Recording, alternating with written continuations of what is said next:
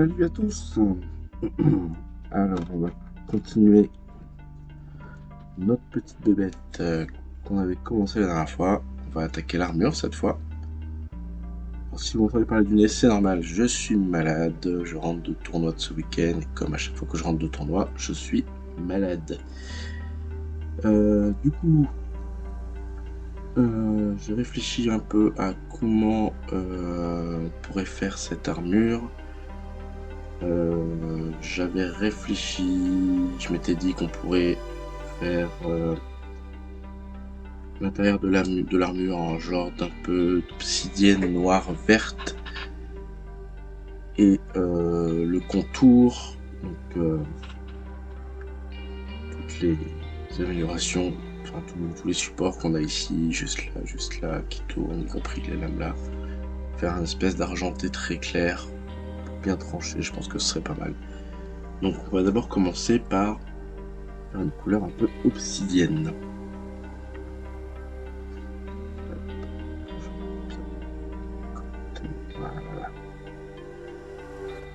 Voilà.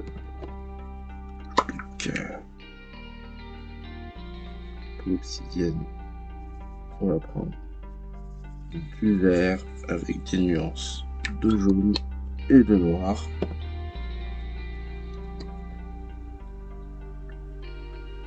Et on va utiliser un vert que j'aime beaucoup. C'est celui-là, le Sybarite Green, qui a vraiment une couleur que je trouve très sympa.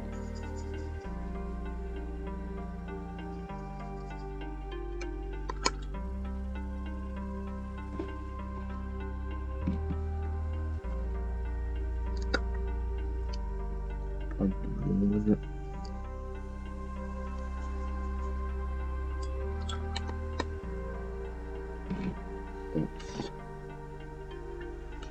Donc, comme je disais, cette espèce d'obsidienne, on va mettre dans les creux de l'armure, c'est-à-dire toutes les zones plates qui sont ici, les zones plates qui sont ici. On va certainement mettre ici également. Donc là, on est plus sur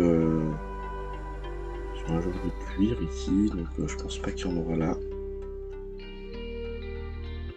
On verra partout où ça me tente bien d'en mettre.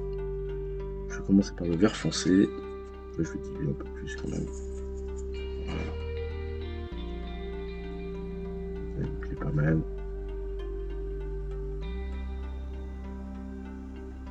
On va commencer par le cou, la tête.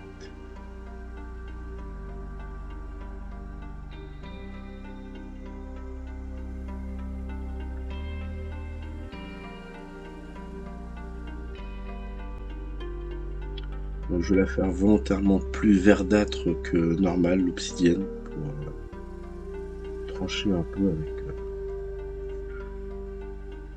avec la couleur du pelage qu'on a fait la dernière fois.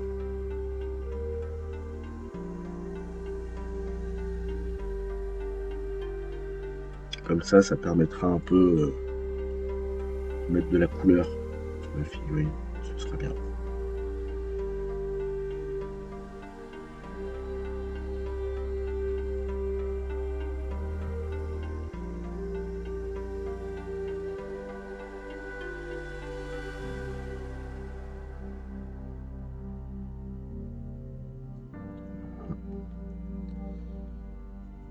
On va mettre tout de suite le noir. Le noir qui va bien aller se mettre partout où l'ombre se pose.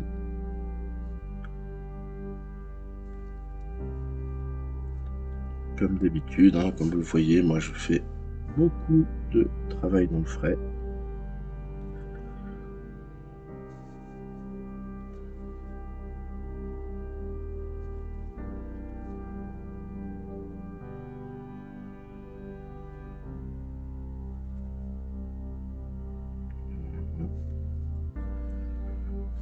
On va venir éclaircir un peu avec ceci.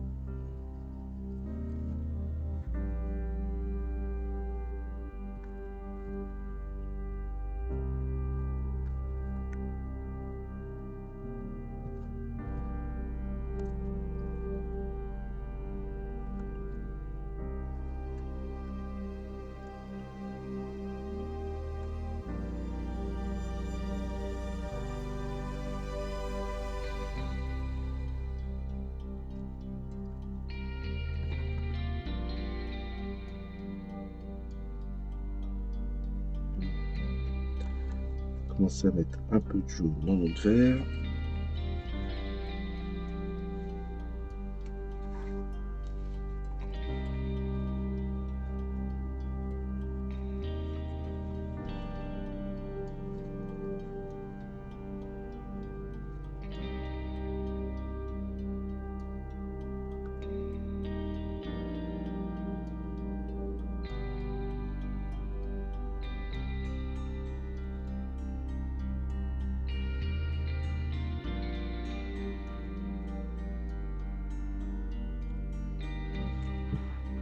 Voilà ce que ça donne pour le moment.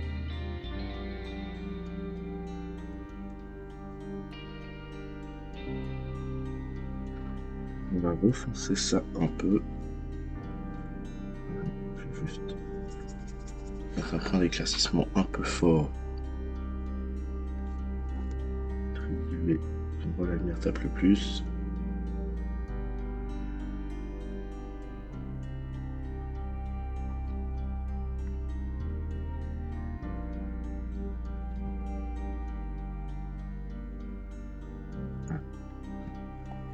Donc là on est parti sur une base assez claire et on va venir le refoncer un coup. Avec un peu de noir après, on va laisser sécher.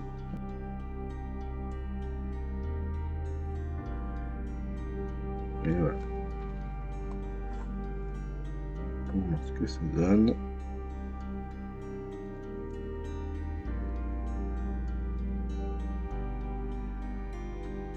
On va assombrir un peu son vert. Je pense que je vais y mettre un petit peu de marron en plus.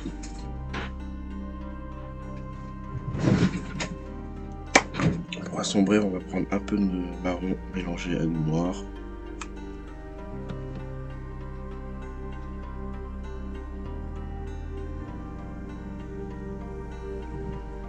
Là, c'est pas mal du tout.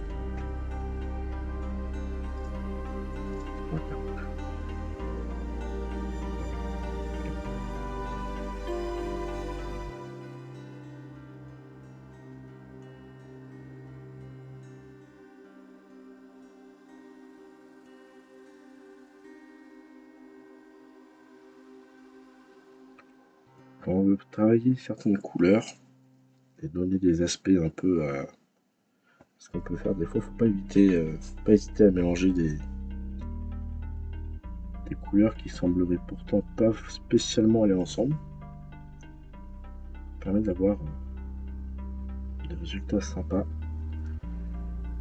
Et en remettant une couleur, quand on a une couleur de base sur une figurine, et après on commence à travailler sur une couleur complètement différente sur une autre partie de la figurine, ça peut faire du bien aussi de rappeler la couleur de base.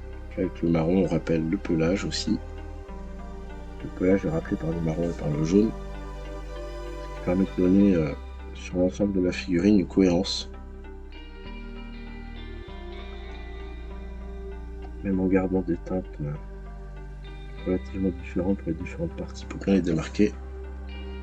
On garde une vision d'ensemble vraiment cohérente sur la figurine. Du coup, ça permet à l'œil de mieux apprécier.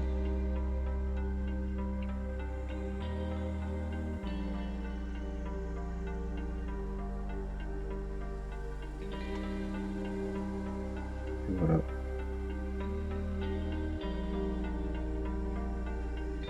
On va laisser sécher ce marron et après on repassera peut-être un dernier coup de noir pour le foncer un peu, je suis même pas sûr.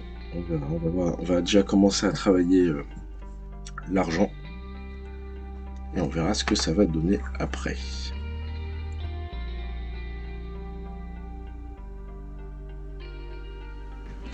L'argent, je vais volontairement faire un argent relativement clair.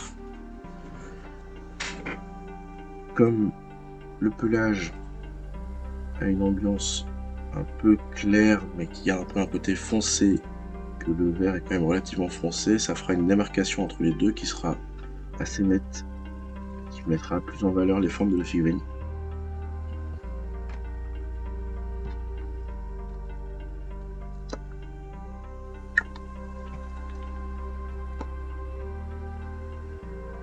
Pour ça, on va prendre un gris assez clair. On va venir travailler avec le noir.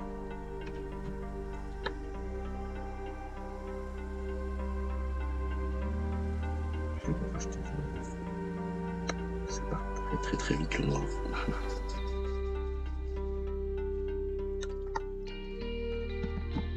Et du blanc.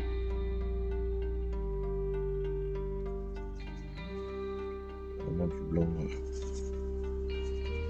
assez piquant, assez clair.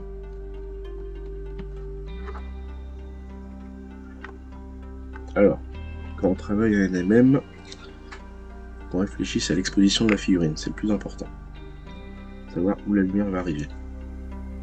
En général, on fait une lumière 3/4, donc qui arrive dans cet angle-là sur la figurine, donc 45 degrés du haut. Donc ça veut dire qu'on va avoir des points de lumière qui sont par ici, en sachant que sur une zone métallique, on n'a pas un seul point de lumière, on a différents points de lumière qui apparaissent, notamment en fonction de la forme du métal.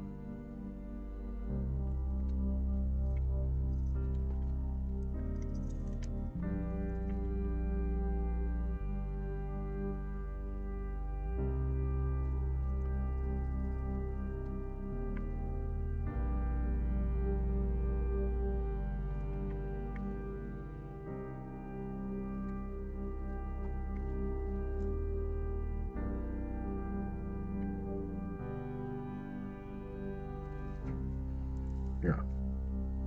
Donc on va déjà voir un peu les points de lumière et les points d'ombre.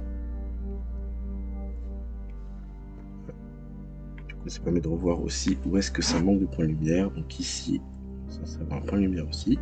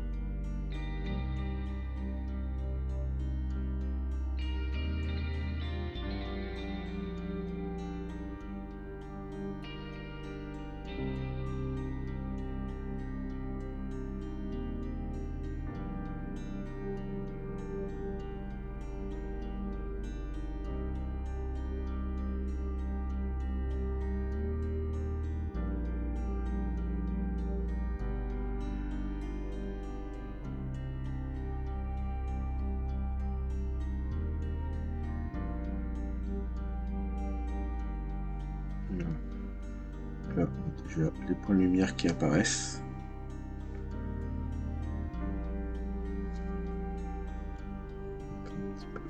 Quelques points d'ombre, je vais remettre aussi un peu sur la partie qu'on a fait ici.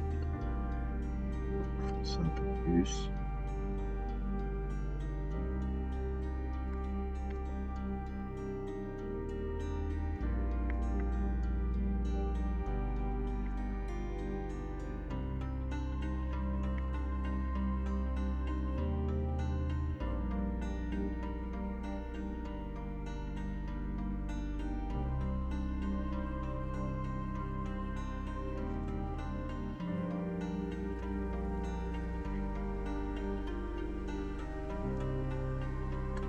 commence à prendre forme petit à petit.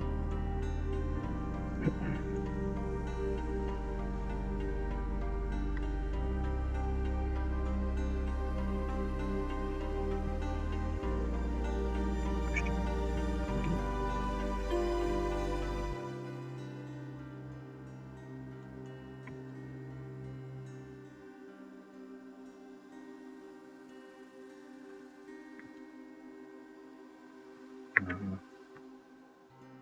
Là, on marque vraiment beaucoup plus l'ombre. On a vraiment un reflet déjà pas mal.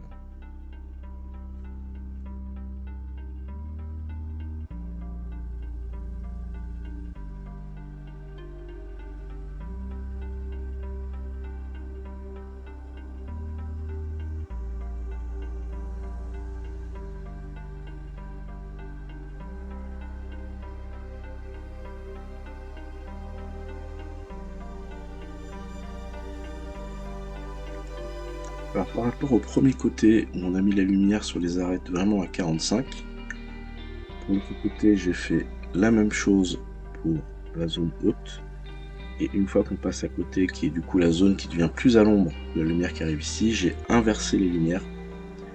Du coup les zones qui étaient à l'ombre de l'autre côté, par exemple ici, les deux zones ici et ici, de ce côté là se retrouvent à la lumière, et par contre les zones juste ici, les deux pics qui se retrouvaient ici et ici, de ce côté-là vont se retrouver à l'ombre. C'est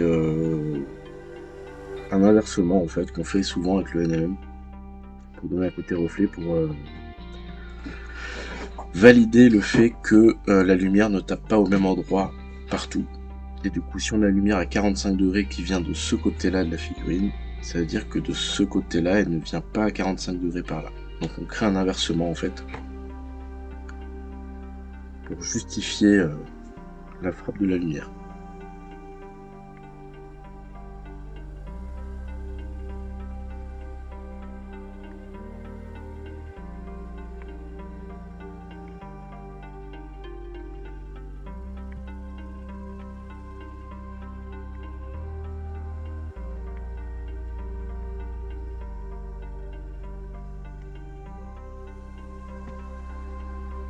On va faire comme l'autre côté, on va appuyer un peu plus les lumières, et on va appuyer un peu plus les ombres aussi, puis pour du coup la collerette ce sera bon.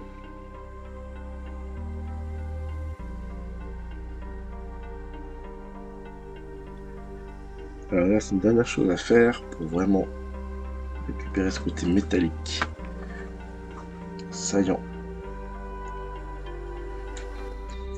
C'est de reprendre du blanc. Et avec ce blanc, on va venir surligner les arêtes. Alors, on va pas surligner toutes les arêtes. Parce que certaines arêtes n'ont pas besoin d'être surlignées. On va bien surligner les arêtes qui sont vraiment touchées par la lumière.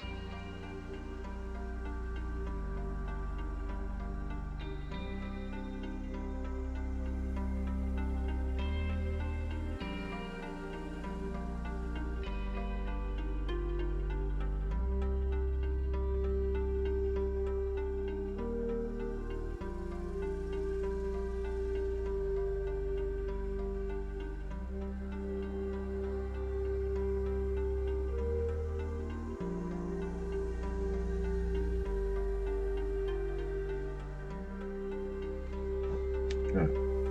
On surligne, ça permet de mettre un peu plus en valeur le métal.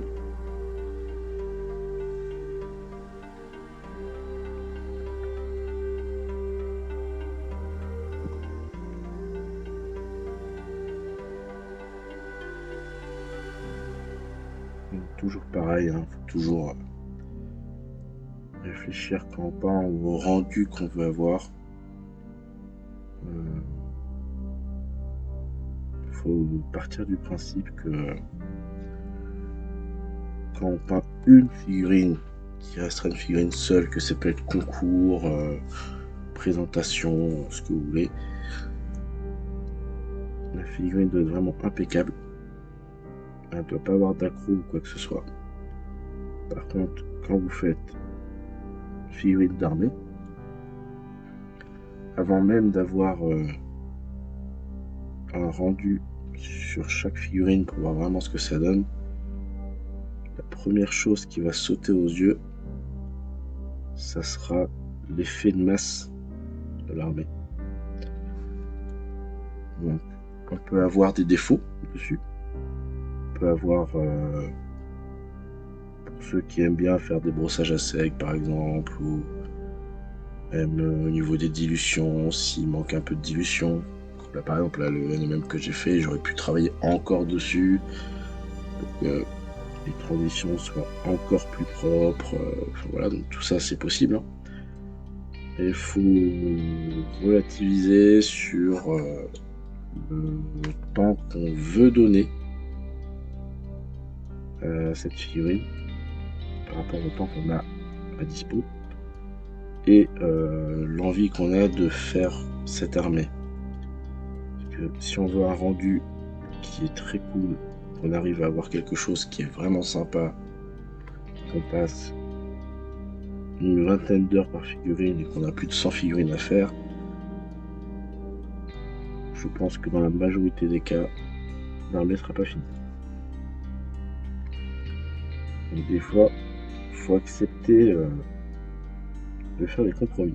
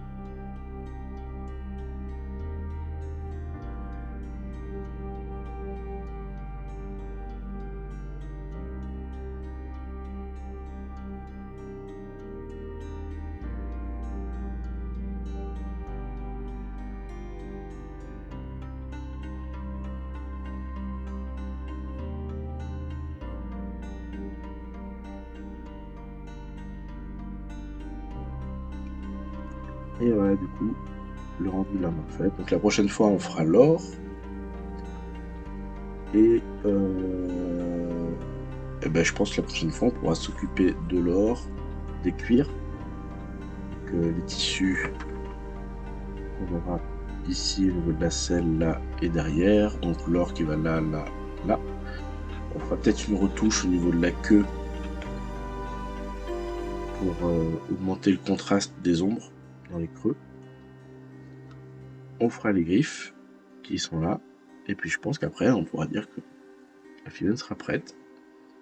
Pas trop la pousser non plus, mais ce sera déjà un rendu plus que bien. Voilà. Et bien, merci d'avoir suivi. J'ai activé les rediffs sur Twitch normalement, donc du coup, la vidéo sera accessible. Et je vous dis à la prochaine. Salut.